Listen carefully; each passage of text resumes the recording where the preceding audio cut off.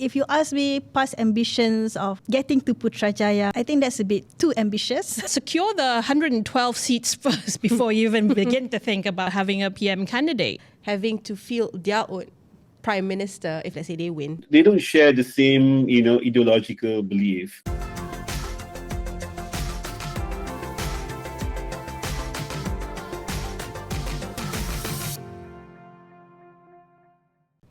Hello everybody, welcome back to Beyond the Headlines, the go-to space for the top stories that made the headlines and more. I'm Amalina Kamal.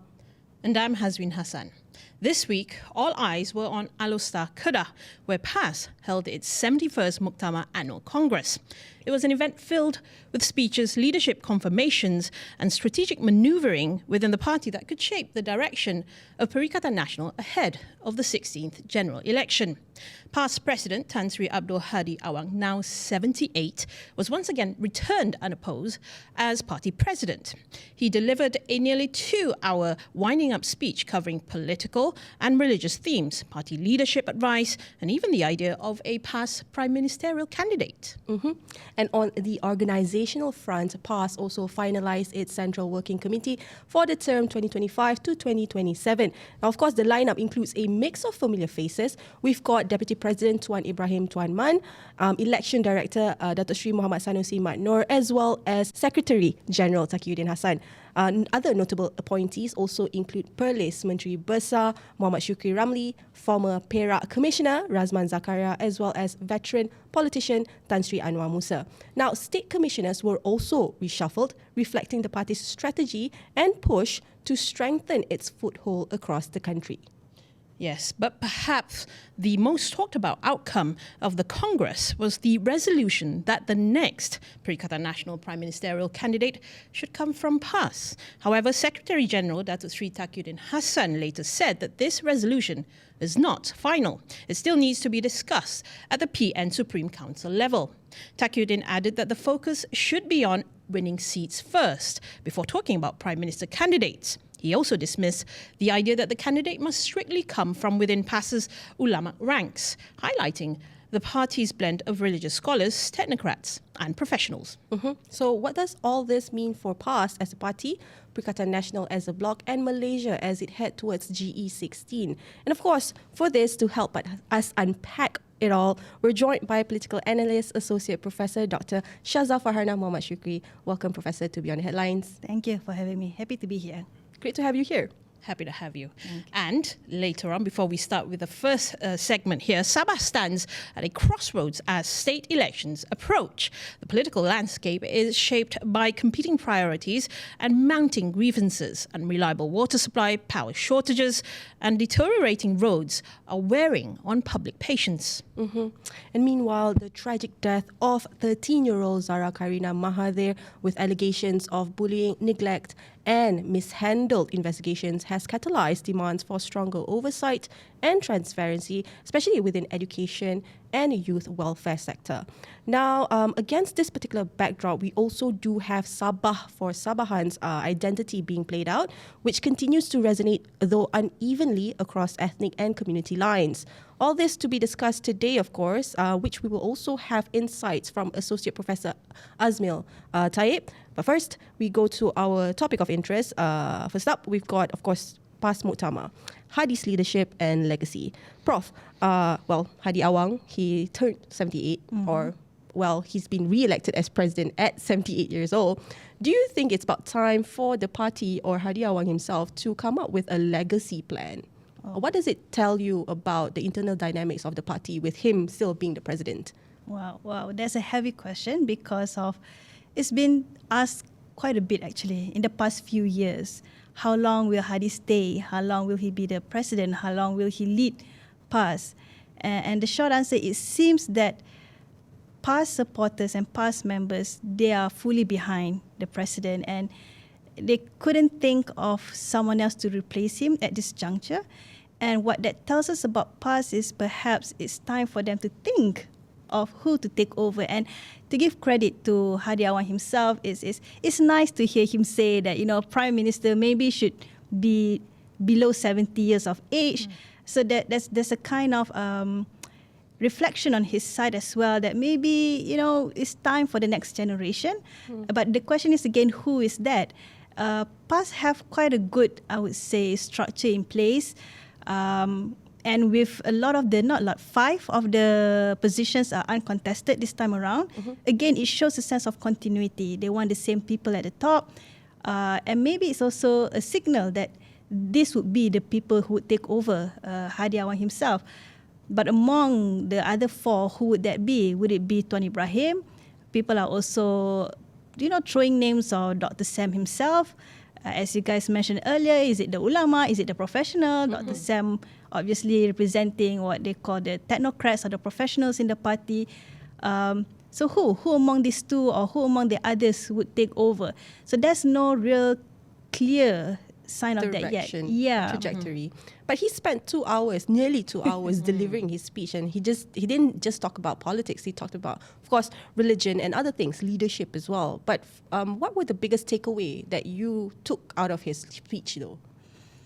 So this is where my bias comes in, just because of my area is mostly looking at race relations in Malaysia. So during his 2-hour speech, the thing that really caught my attention was somewhere in the middle when he mentioned about how PAS should reach out to non-Muslims, or I think he said something along the line of, we should treat everyone justly, adil, with amanah and things like that.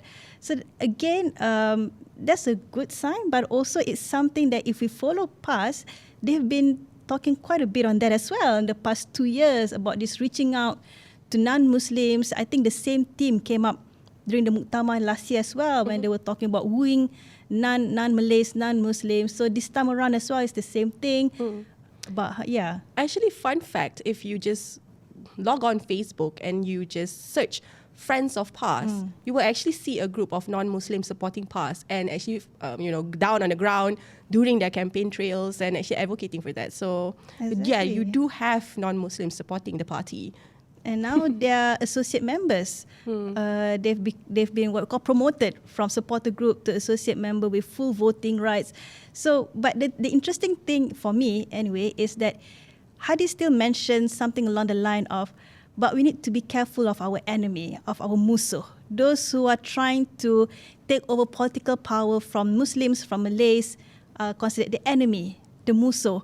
So we still see this clear polarization where PAS wants to get non-Muslim to support them, but you know what, there's a limit, right? You can support us, but with the understanding that Malaysia is still an Islamic country, so you need Islamic leadership.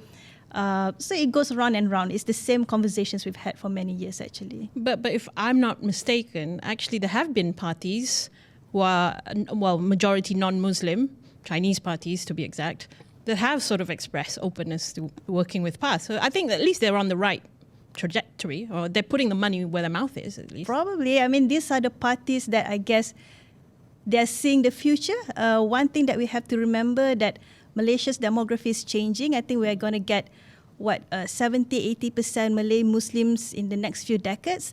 So there are already pundits, analysts who are already looking ahead and saying that perhaps the future is with PAS. Perhaps. Yeah. Well, we must not forget that PAS has worked with almost every party that we've seen, because it's worked with, it was within the coalition that's same with DAP and PKR once, right? Yeah. And now with Bersatu, and there's talks about them actually being the kingpin. To be fair, they had within parliament, not majority seat, but they won a lot as compared to other parties, right? Right. So I feel like this green wave, do you think it's being played out too much, or is it actually there's some truth to it? I would say it's both, in the sense that definitely we are seeing growing conservatism in Malaysia, no doubt about that. Before this, if you talk about, PAS support is only in the northern rural region of Malaysia, now it's already in Selangor. So it's definitely true that there are more Malays, more Muslims who are more conservative leaning, therefore more likely to vote for PAS. Having said all of that, a lot of analysts are already saying the green wave has already reached its peak. We can't see it going any further. And we say that because PAS has already won most of the Malay seats there are already. So the way forward is actually for PAS to win the mixed seats. So to win the mixed seats, you can't ride the green wave anymore. So that is why PAS is reaching out now to all of these other parties, the non-Muslims, because they understand that in a way, this is the limit as it can go to just get Malay Muslim votes based on this rising conservatism. What was it? And we were talking about this just before we started recording, right? They got something right to get the green wave to move, right, and spread. So what was the winning formula for PAS? Not too long ago, if we go back to G15, it was evident that they were gaining traction, not so much just in the in their strong base, but they were also capturing other electorates. So what's the winning formula here for PAS then, and then moving on? What must they continue to do? Right. So for the short term of what happened back in 2022, because if you remember from 2018, to the jump of seats that they got in 2022 was a huge, I think, from 18 to 43. A lot of people pointed out, obviously, to TikTok being PAS's platform in a way. People were saying that the boomers uses Facebook. So usually those are where BN supporters are, and PH supporters are on X or Twitter, and those are the millennials. So PAS got TikTok, and these are the youth, the massive number of youth that came in because of Undi 18. So when PAS was able to capture TikTok, even before the campaign period, they were already on TikTok. People already watching all the ceramah videos. It's not just like political videos, just ceramah videos by ustads that support PAS.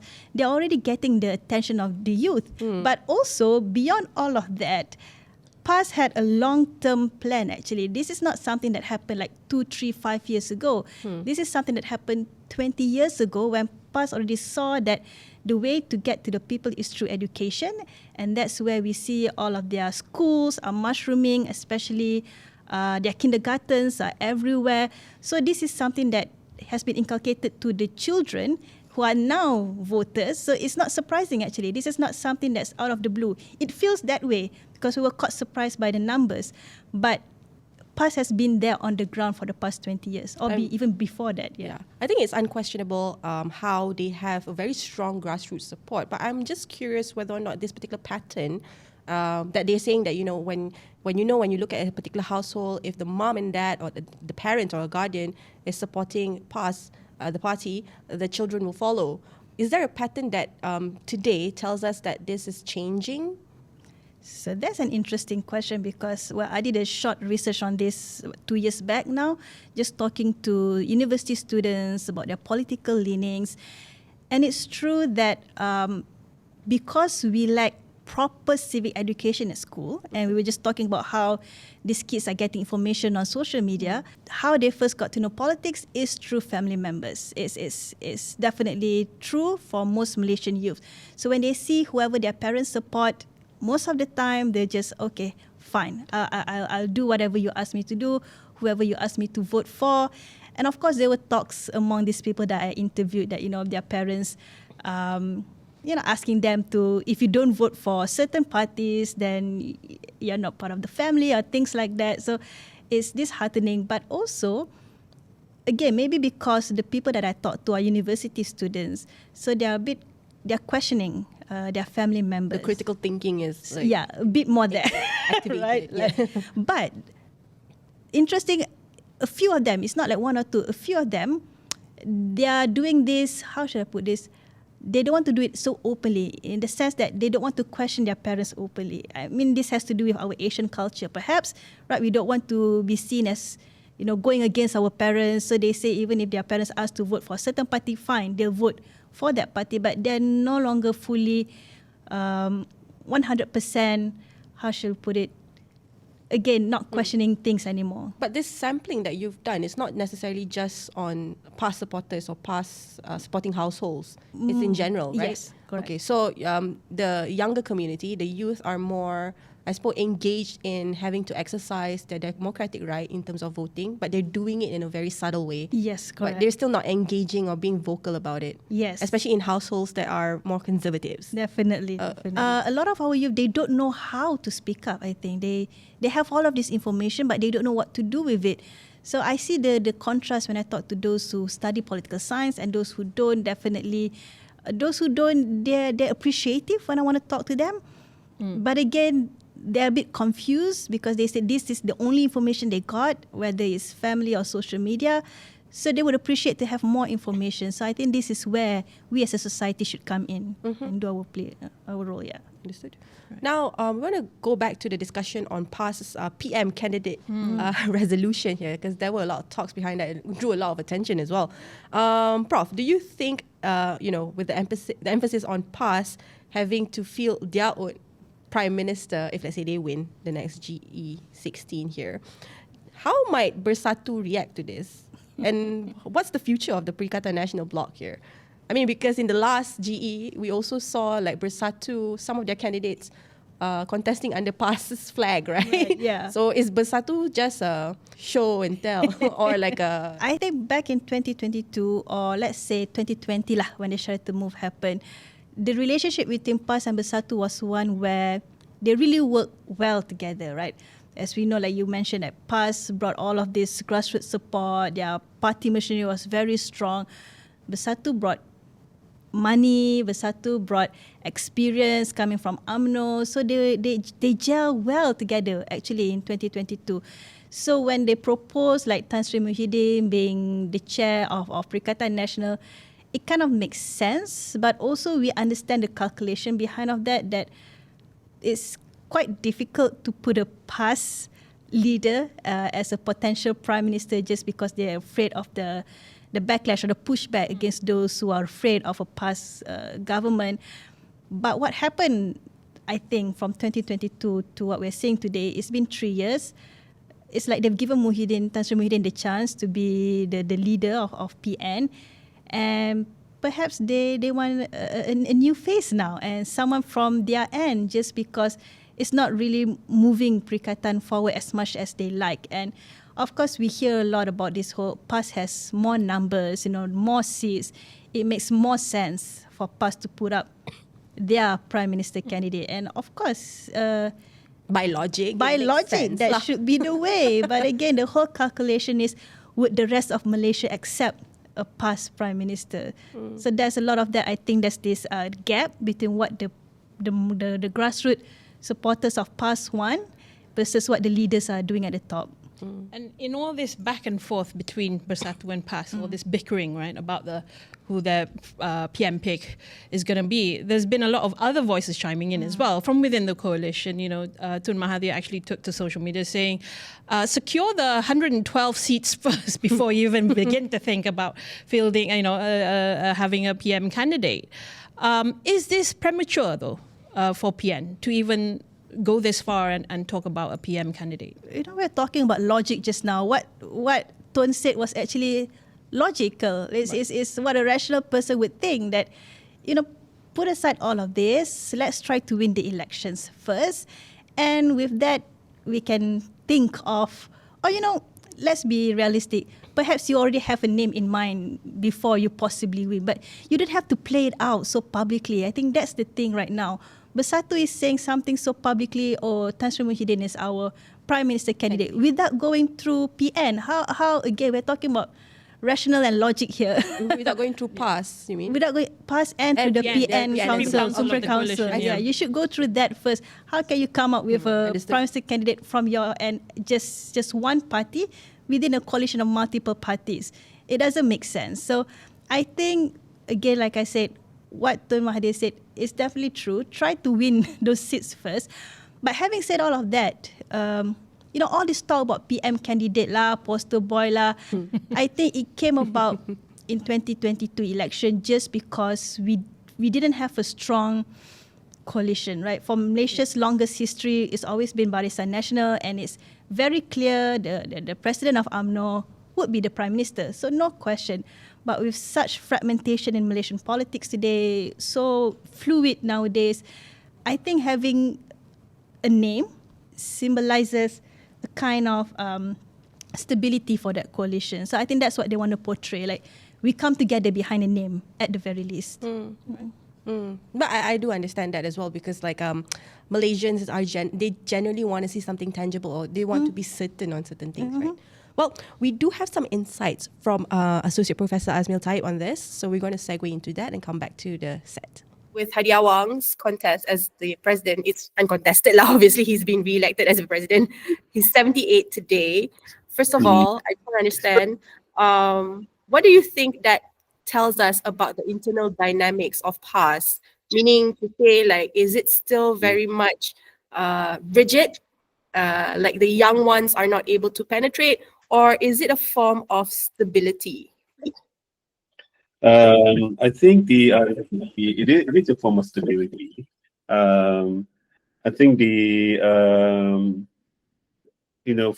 have that, because it has been stable since, I think, 2015, since the purge of the Amanah leaders now, the professional Erdogan faction, back in 2015. I think the Hadi Awang has managed to consolidate, the party. So I think to have that, and also I think to have a change of leadership now, perhaps it gives the perception that Hadi Awang is not doing well health-wise. Because he's also been in and out hospital also in the past few years. He's not doing too well.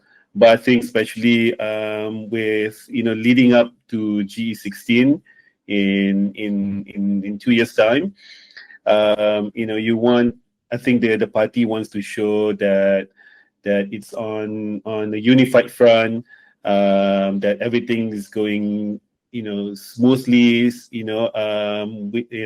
within the party, especially the leadership ranks. So I think for now, it's perhaps the party has decided to maintain this stability, to maintain the status quo, because this is a known entity. But what's the significance here of bringing figures like macam Anwar Musa as well as Shahidin Kasim into the lineup? I think the main reason, perhaps, that these two figures can bring over UMNO supporters. Most of them already voted for PN in the last election. We can see from the results, right? So PN managed to win in pretty much almost all of the Malay majority seats in Malaysia, right? That's previously held by UMNO. So, but there is a trend, perhaps, that's worrying enough for PAS, that many UMNO voters, who voted for Perikatan Nasional, some of them might, be going back to UMNO. So perhaps, it's a way that by having these two figures, it's a way to keep the UMNO voters within Perikatan Nasional, because we know that people who voted for PAS, they tend to be more ideological. They tend to be, like if you're a member of PAS, it's a big commitment, to be. You have to go through all this, indoctrination process, all the USRA, all these programs, Very fundamental sort of approaches. It is, because ideology is central in PAS, in being a member of PAS. So those, UMNO voters, UMNO supporters who voted for PAS or voted for Perikatan Nasional in the last election, they don't share the same, ideological belief, like your typical PAS supporters. They're not as dogmatic. Do you think PAS has that national appeal beyond its stronghold in the Malay heartland to actually put forward a viable prime minister candidate? Someone from PAS to lead if eventually they win the majority in the 2016. Yeah, I think that's what PAS has been trying to do in the past few years, especially since 2018, trying to showcase the technocratic side of the party, right? So it's not simply a party of religious leaders, a party of ulama, it is also a party of professionals.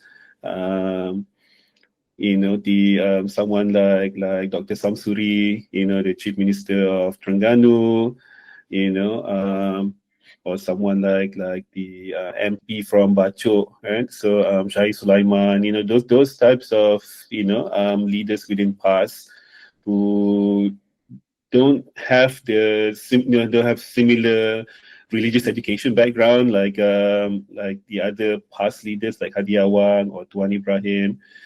So these are the people who are being put forth as the future face of the party, right? So if it comes to the point where PAS is given the chance to govern Malaysia, then these are the people who are well in place to govern. So I think it is part of I think it's a marketing strategy by PAS as well, and then I think it also has maximized its Malay, the Malays who Malay votes, so I think it needs to find ways to break out of the plateau, so to speak, right? Because reach out to more moderate Malays, who care more about bread and butter issues, for example, or even non-Malays, right? Right. Yeah, exactly. So with that, how can they actually win the hearts and minds of these other demographic that you just mentioned? Because every now and then we always hear them coming up with like rhetorics that are pushing away the urban society with their, I won't say extreme because that would be too extreme, but it's just again the like two fundamentalist sort of approaches that deter the more moderate society. I mean, when you talk about the Malay Muslim, maybe there's some leeway there, lah, there's some room. But then when you talk about the non-Muslims entirely, when you talk about past, it's just like it's like a kryptonite for some for some Yeah. reason. I think it's nothing wrong with calling out, a spade, right? Because, it is extreme, especially in the context of a multi-ethnic, multi-religious Malaysian society. Some of the positions taken by PAS and the kind of the sentiment-driven, politics. I mean, it can be extreme. I mean, it can be off-putting for many people, not just non-Muslims, non-Malays, but also many moderate Malays, who care more about bread and butter issues, who are more inclusive, more cosmopolitan, more pluralistic in their worldview. So More these are constitution focused yeah. to be politically correct in that sense. Yeah, and then also, I mean, they're looking for more than just they look when they look at the political party, they look more than just playing up this these ethno-religious issues, but also party that's well versed in economic policies, or the challenges that are faced by Malaysians, now with the rising cost of living, with youth unemployment, with things are happening globally right now, with climate change, with all these things, So I think this is the weakness of PAS, say, convincing these voters that they're capable of dealing with this contemporary issues. Have presented their so-called shadow cabinet of sorts, but we haven't really seen anything happening, right? Like a follow-up or like a right of response in that sense. Whoever they're mirroring, we have yet to see that. Because you don't see them engaging in these policy debates in parliament, right? So I mean that's the job of a shadow minister, to be able to to engage in debate, to question, to criticize, to offer alternative, in the parliament to whatever offered by the actual cabinet minister. So I think, but you don't see PAS or Perikatan Nasional doing that in the parliament, and then the issues that they keep hammering on are just this the kind of issues that you expect them to. Now, coming back, we want to talk about the committee lineup and appointments here. So, looking at the new Central Working Committee, right, Professor, do you see this as a continuity in terms of the shift of strategy for PAS? For instance, you've got, Tuan Ibrahim Tuan Man, he's the deputy president, and then you've got Datuk Sri Sanusi there as well, and then Taqiyuddin as well there. I mean, again, these are like your familiar faces, right? Do you see there being any sort of changes in the future from other appointees? To be honest, The technocratic appointees that you mentioned. generally it seems like a continuity, even though, okay, here's the thing with PAS. Even when they say that, okay, it's not just ulama, we're okay with technocratic or professional leaders, they're actually vetted, they're approved, they're pre-approved by Hadi, obviously. So it's not like, who are these people, right? These are people that they all know, these are people that Hadi approved, that aligns with PAS's larger agenda and ideology and everything else. But I think two names stood out, right? Anwar Musa, Syaza Kasim. and Syaza Kasim, right? So why are these two very quickly got to this position within a new party within PAS?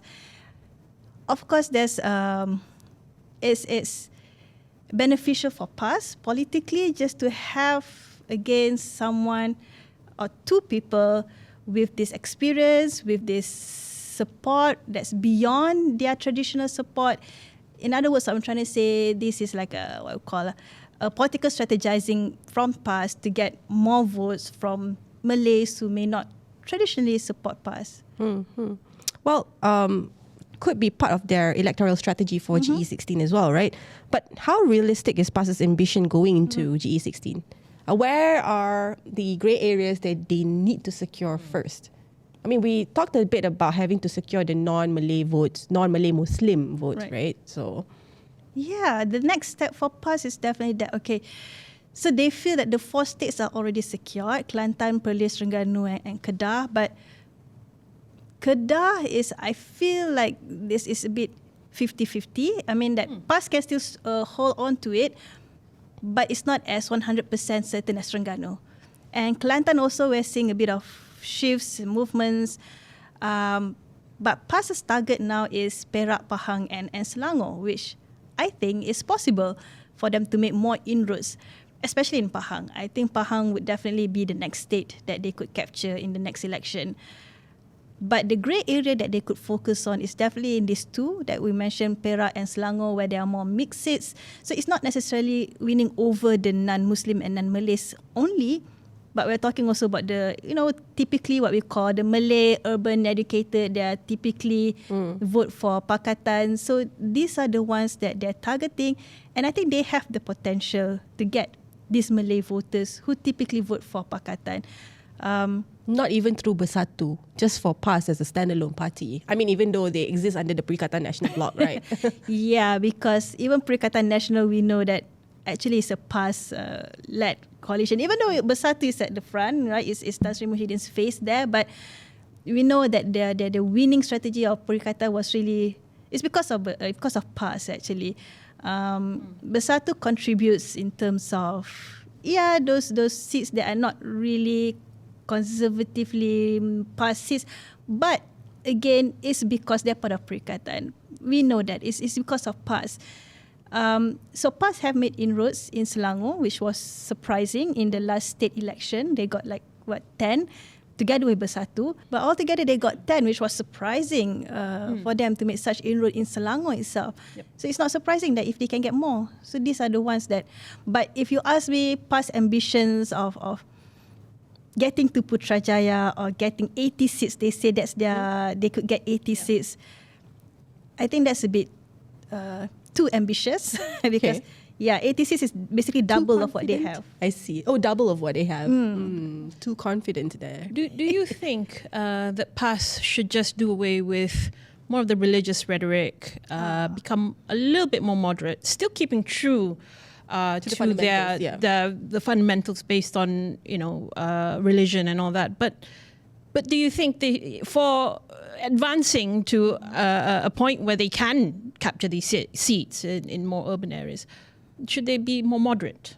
See, that's the tricky one because they tried that before. They tried to be slightly moderate when they were working with Pakatan Rakyat, and they lost a lot of seats in 2004, and there were a lot of unhappiness, dissatisfaction among their own supporters, and that's why PAS split with Amanah in 2015 because they tried to be moderate. And when that split happened, that's when we saw this right-wing shift within PAS. But if we go back to our conversation earlier about Hadi's speech on Tuesday, what struck me as someone who studies political Islam, everything he says makes sense. As someone who studies political Islam and a Muslim myself, it makes sense what he's saying, that, if you follow Islam, it should be fine, governance should be fine.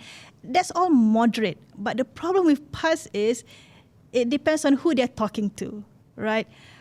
So they can play their cards well. With certain people, they can appear a bit more moderate. It's a Muktamar that is broadcasted across the nation. There were international delegates there. Right. But when it's the silo discussion, the representative of the Don itself when they reach out to the grassroots. Correct. Those Dons and all the representative, even Hadi sometimes make this kind of statements that make people wonder: is he really the right leader for Malaysia, a plural society such as Malaysia? So I think PAS, they are very clear with what they want. They are very certain, and they are confident that what they have is okay for a multiracial, multi-religious society. But the way that they implement it, even that, that's a whole other conversation, right? Because they always say in Kelantan, everyone's doing fine. In Terengganu, all the non-Muslims are doing fine. But why is it when it comes to issues in Selangor, suddenly they're the loudest and everyone's wrong? And Understand. You mentioned just a few questions back, you talked about how Kedah still has a 50-50 chance of PAS retaining their seats there. Just because Datuk Sri Sanusi Matno is the MB there, and he's also PAS's elections director, right? So what do you think he's done for PAS? Has he been the savior? has he done well in PAS's eyes? There's been some talks about him possibly being within the top, even higher up, and then even a prime minister candidate. But could it be that he's also proven them wrong, maybe? Or what's the status quo for him? Right, maybe I should clarify my statement. Maybe PAS could still hold on to Kedah. Okay. But it's possible that Pakatan would get more seats. And I say that is because if you look at historical trend, that Kedah has always been the state that can swing. It's not as quote-unquote hardcore as Kelantan. They can swing. Terengganu used to be that way too, but Terengganu is now 100% PAS. So Kedah, there's still room for maneuver for PH. Another thing that I saw from my observation is that our current government likes to do events in Kedah. Since 2022, the Raya celebration is in Kedah. Our national celebration, right after that, there were some events in Kedah. So I feel like even our current government is trying to, get a hold of Kedah, trying to get on the ground there. But for Sanusi himself, from my understanding is he's like a, what we call it, double-edged sword, right? On one front, because of his style, his rhetoric, he appears like this brave PAS leader that says whatever he wants, and the people like that. But I've been told not everyone in PAS truly likes that. They want someone a bit more restrained, this kind of ulama figure. Not so much of a loose cannon. In that sense. Exactly. And another thing is Sanusi has also kind of reached out to PMX and made some gestures that he's okay. So he's not as combative as he was like 2 years ago. Right. So I think that is where Sanusi is put in a box right now. Well, it's hard to keep up with a certain, I suppose, the character, right? Like you're out loud and proud in that sense. No pun intended there. But it's like, I just want to understand what's the trajectory for PAS as we go towards GE16. But at least under the Perikatan Nasional bloc, it's clear to say that, yes, PAS, Perikatan Nasional is where it is today because of PAS. And we cannot deny that, right? Okay. We have one more topic of interest that we want to segue into. Sabah being at a crossroads right now, only because it has been, popping up in our headlines, news surrounding what's happening in Sabah ahead of its state elections, of course. Now, voters face daily frustrations over water, power, as well as infrastructure support, alongside fresh concerns about youth welfare and governance, as we've highlighted earlier. Now, I want to talk about Sabah identity and autonomy. Professor, not too sure if you're quite well versed in this, but the Malaysia Agreement 1963, because when we talk about Sabah, we have to talk about the breadth of Sabah rights under this particular treaty, right? So is Sabah for Sabahans messaging unifying, or does it risk fragmenting further what makes us as Malaysians?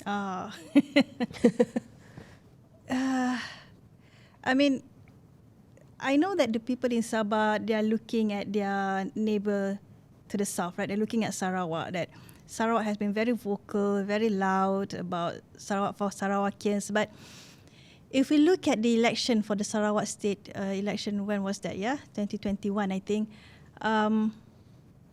It was more kind of just rhetoric in a way. It's very loud. Like I remember a few months before the election, it was very loud, this whole Sarawak for Sarawakians. But after the election, it dies down. And from my conversations with political analysts from Sarawak, from Sabah, they told me that that's the case, that this is really a political strategy, it's just strategy for them to get votes.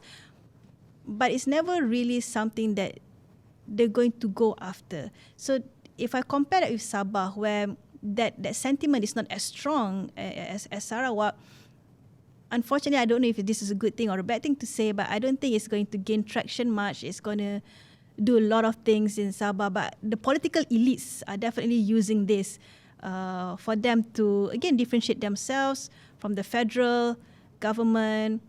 But we know the situation in Sabah is different from Sarawak. They actually need support from the federal government. So, it's more about political messaging, I think. Mm-hmm. And when you talk about political messaging, there's some level of credibility that needs to be taken into account, especially when it comes to the political representatives of certain areas. Now, we do understand that the GRS has been taking a lot of flack lately, especially when it comes to allegations of corruption. And for this, we do have insights from Associate Professor Azmil Tayeb. We're going to go into that and come back to the set. Go into the damage that GRS have faced right now, especially when it comes to image, right? Corruption allegations that's pointed to them. But how do you think the younger as well as urban voters will take into consideration in terms of punishing the incumbents in this particular context? Yeah, I think it's quite interesting, to observe the influence, the role of young voters as a kingmaker, so to speak, right, in the upcoming election. Because when you look at, first of all, when you look at these Justice for Zara rallies, they're mostly led by young people, right? They were driven by young people, UMS students, for example, right? So obviously the young people are not apathetic, they're political, but perhaps not in the traditional sense where they join political parties. They're political. They care enough about what's going on, and they might translate in the polls later on. right? So whether if it's against GRS or for GRS, or it will benefit other parties, because what we can see later on is, I mean, it's quite interesting because Sabah is very fractured, the politics, shifting coalitions, shifting alliances, we know which is a trademark of Sabah politics, right? So we don't know if GRS will contest on its own, or it will go into coalition alliance with PH, or even with UMNO. And we know Warisan is contesting as well on its own. So there will be a multi-corner contest, so I think especially the young people will be one of the key differences, the young people, and also I think the Kadazan Dusun Murut people as well, because there are parties like the KDM parties, also PKR making inroads in KDM, the Kadazan Dusun Murut areas as well. So I think these are, I think, like some of the factors that we can observe that can make a difference in the election. Okay. But how risky are inter-party sort of rivalries, and meaning like the seat allocation disputes, would actually impact, say for instance, like GRS's approach or federal allies' approach, especially in capturing Sabah again or not?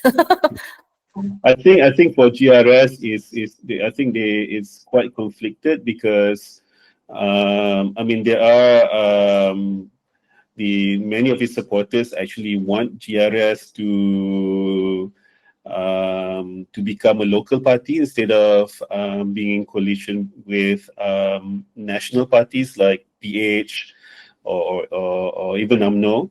So, but at the same time, because considering the highly centralized nature of Malaysian politics, the resources come from the central government.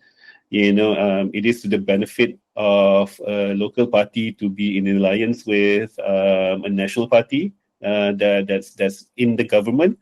So I think that there's a conflict there.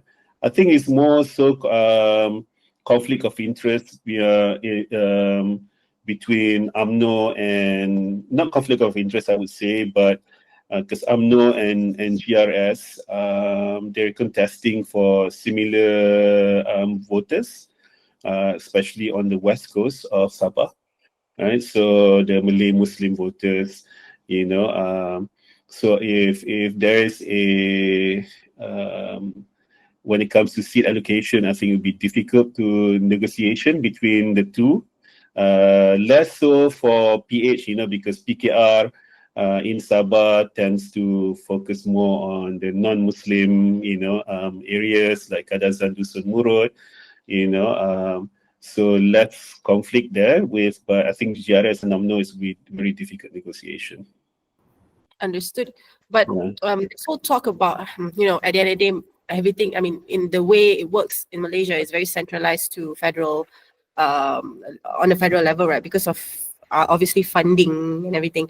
But I'm just trying to understand whether or not the vote splitting, I mean, if the idea of a vote splitting can actually, provide more gains to smaller players, which would eventually, benefit the local community. Is there such thing? I think perhaps if there's vote splitting, then the main beneficiary would be Warisan, I would say. Right. So I mean, especially when it comes to the Malay Muslim voters in Sabah, which constitute the majority, by the way. So I think if there is a split, let's say between UMNO and then GRS, then Warisan, I think Warisan would be, because it seemed more like a local party. Of course, Warisan has its stronghold on the east coast of Sabah. Shafi Abdal, in the Sempurna area. I mean, he's a well-known, figure there. So I think the Warisan will be benefit as well. And also, I think because of the Sabah, for Sabahan sentiment, I think they do look up to Sarawak. So look at GPS. The success of GPS in Sabah, in Sarawak, in managing the state, in making Sarawak one of the wealthiest states as well. I think they want to emulate what GPS has been doing in Sarawak. So, but of course the dynamic is different. But definitely the same sentiment, Sarawak for Sarawakian, Sabah for Sabahan is also, you can find, the similar, sentiment on the ground. So how that plays out, is, we shall see later on, it will benefit, local parties like KDM or some like Star or PBS, One last question, because we spoke about this, right? I mean, obviously, we cannot not talk about why all this is factoring into play because of the Malaysia Agreement 1963. I just wanna highlight to our audience, so maybe you're able to help this. The treaty itself plays a very important role in terms of how the east part of Malaysia is part of our nation, right? If this is not adhered, to what extent can it actually, I suppose, affect our sovereignty, Prof? Yeah, I think 63 is, it's obviously the elephant in the room, right? So you cannot talk about Borneo politics without talking about MA63, especially how MA63 has been watered down, over the years. I mean, we know that when the treaty was first signed between Sabah, Sarawak, and West Malaysia, and the Sabah and Sarawak were considered as equal partner, right? Yeah, but then later on it was watered down, and then Sabah and Sarawak became merely states, right? So not an equal sovereign partner. So I think that really touches the nerves, on people in Borneo, in Sabah and Sarawak, claim that we're not just states, we're equal partner. Therefore, we want our autonomy, be able to control. So I think this is, also the appeal of the local party, and it is also see what GPS has been doing, in Sarawak, and then it's like, we want to do the same thing as well. So I think this is also the first step for GRS, right? Because when they, this is when they actually get to contest and see if they're actually popular or not. I mean, they can win the popular vote, right? Because the last time it was a different coalition, right? So now I think this is a test for them, right? So if GRS, can be as successful as its GPS counterpart in Sarawak, especially when this playing up this Sabah for Sabahan sentiments, and having more autonomy over the control of the states, especially the state resources. Now, of course, what was highlighted was purely on how voters would likely punish incumbents, or at least whether or not the local patronage will, suddenly sprung up and be the savior and correct the narrative. But I do want to ask Professor this, because, again, the backdrop of Sabah right now is being marred with, issues of power supply, water shortage, when in fact Sabah has very great national treasures, right? But it's still lacking. It's still behind. How much do you think this will impact the state elections if it's not sorted? I mean, right now everything is being attended to, like you put a bandage over an open wound sort of situation. But the rural community is still disconnected. Definitely. With all of the situations that we're seeing right now, the ones that are going to suffer electorally would be GRS and by extension PH&BM, because of their federal government, and also PH especially has agreed to work with GRS. So Warisan appears to be in the best position right now. Again, if the current state government, current federal government doesn't do much about the situation, because the perception now is that, again, the people in Sabah feels that they are like anak tiri in Malaysia, right? They're not really taken care of. Why is that so? But having said all of this, the thing is, Sabahan still prefer a kind of, I mean, again, I'm not Sabahan, but when I talk to those from Sabah, a kind of stability, continuity that people that they know. I mean, like you mentioned about political patronage, people that they know, people that they are comfortable, that they trust, that will help them personally, their family, their what we call their kampung, and those would be the same people again and again. So I'm not sure if the people in Sabah, especially in the rural areas, would really quote unquote rise up against what they currently have. But there's a chance for that. But it all depends on how the current state government, maneuvers and deal with all this situation. But the thing is, the election is coming up soon. I'm not sure how much they can do in such a short period to win over the people. Do you think there's a disconnect here Between the people and well, let me just put it, as it is, the classes. Yes, I would say so. But again, when we talk about class division, especially in a state like Sabah, where we know is it still the poorest state in Malaysia right now? It used to be Sabah and Kelantan, I can't remember right now, but it's one of the poorest state in Malaysia, and yet we know of the elites, the political elites that are doing well themselves. So it's never been a good situation for Sabah because of the politicians. We have to be frank about it, right? Yep. And right now, it doesn't seem like there's political will to really fix this situation, because we talk about corruption charges, the mining scandal, and the thing is, we don't see anything coming out of all of these allegations.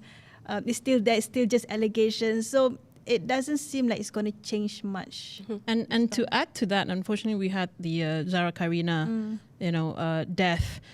Very unfortunate and tragic. So in light of that, how might demands for stronger oversight in education and youth protection influence the political conversation in Sabah? Could the issue broaden into a wider call for governance reforms and to address the disconnect we just talked about earlier? Yeah. Okay. This whole what shall we say? This whole situation has been just. I'm trying to be as politically correct as I can here. Okay. Of course, the calls are fair for more transparency, for better oversight. What's the government's doing to protect our school children. And I think on the government side, they should really focus on those two areas that people always pointed out. The communication part.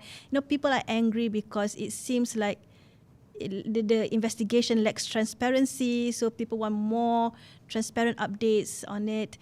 But also on the policy side, so what are you going to do now? How are you going to prevent such cases anymore?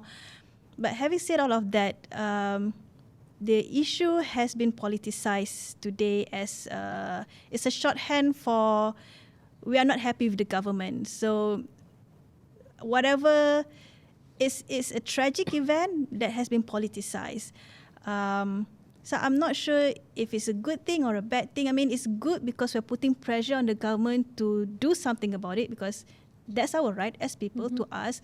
And it has a wider ripple effect nationwide. Exactly. So it's not just for Sabah, it's nationwide. It's like I said, it's just a shorthand for we're not happy with the government. And why you're not happy? Because of Zara's case, Zara's death. But they can't really explain further what is the issue here that they're not happy with the government. So this is where we are right now politically. Well, I suppose when it comes to Sabah state elections, it's not necessarily just a state contest.